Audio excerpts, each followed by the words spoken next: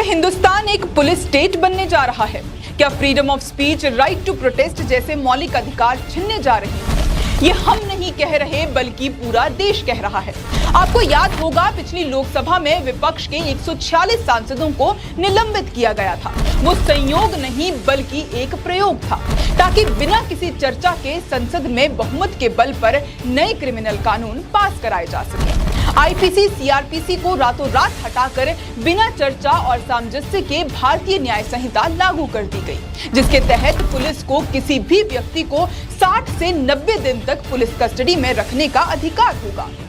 इस नए कानून में ऐसे कई प्रावधान हैं जो सिविल लिबर्टी और हमारे संवैधानिक अधिकारों को कुचलते हैं, जिसके लागू होने के बाद सरकार ही माई बाप है।